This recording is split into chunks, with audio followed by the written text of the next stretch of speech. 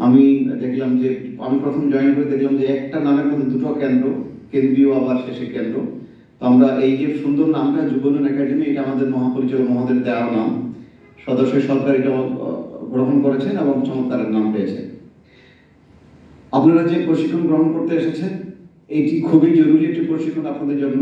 কারণ উপজেলা পর্যায়ে যে কর্মকাণ্ড আমরা পরিচালনা করি, তাতে সহকারী উপজেলা যুবনয়ন কর্মকর্তাদের ভূমিকা মুখ্য। সেখানে আপনারা প্রশিক্ষণ প্রাপ্তদের নির্বাচিত করেন যারা উপযুক্ত ঋণ সহযোগিতা পাওয়ার যোগ্য, এবং তাদের যে স্টার্ট আপ ক্যাপিটাল যেটা আপনারা দেন এবং দিয়েই ক্ষান্ত হন না, আপনারা সেটা নার্সিং করেন, অর্থাৎ এটাতে আপনারা ইনকিউবেশন সাপোর্ট যেটা সেটা দেন, যেন যে উদ্দেশ্য তারা ঋণটা গ্রহণ করেছেন সেই ঋণটা তারা যথাযথ কাজে লাগিয়ে পেব্যাক করতে পারে এবং একই সাথে তাদের গৃহীত উদ্যোগ প্রকল্প যেন বাস্তবায়িত হয়।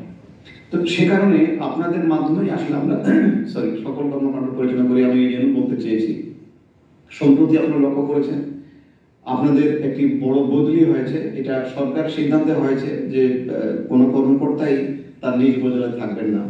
এটা করতে গিয়ে আমি লক্ষ্য করলাম যে আপনাদের অনেকেই দীর্ঘদিন ধরে কোনো কোনো উপজেলায় পদায়িত ছিলেন, এবং মহাপরিচালক মহোদয়ের সামনে যখন আপনাদের এই বদলির প্রস্তাব উপস্থাপিত হলো, স্যার যেটা বললেন, কারোর জন্য কোনো অসুবিধা না হয়, পারতপক্ষে পার্শ্ববর্তী উপজেলার জন্য আমরা পদায়নের ব্যবস্থা করি। আপনাদের একজন মহানুভব অভিভাবক আমরা পেয়েছি। আমার বিশ্বাস আপনারা এই মহানুভবতার যথাযথ মূল্য দিবেন এবং যে দায়িত্ব আপনাদের প্রতি অর্পিত আছে সেই দায়িত্ব যথাযথভাবে পালন করবেন। সরকারের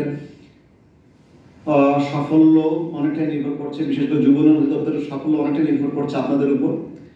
আপনারা যদি যথাযথভাবে নিজের দায়িত্ব পালন করেন, তাহলে যুবনয়ন অধিদপ্তর সফল হবে দায়িত্ব পালনে। আপনাদের এই 5 দিন এখানে আপনারা যে অবস্থান গ্রহণ করবেন, থাকবেন, প্রশিক্ষণ গ্রহণ করবেন, সেটা যেন যথাযথভাবে হয় এবং প্রাপ্ত জ্ঞান, লব্ধ জ্ঞান যেন আপনারা কার্যক্ষেত্রে প্রয়োগ করে কাজের পরিবেশ এবং নিজের ক্যারিয়ার উন্নতি করতে পারেন, সেই কামনা ব্যক্ত করে আপনাদের সবার মঙ্গল কামনা করে আমি আমার কথা শেষ করছি। আল্লাহ হাফেজ।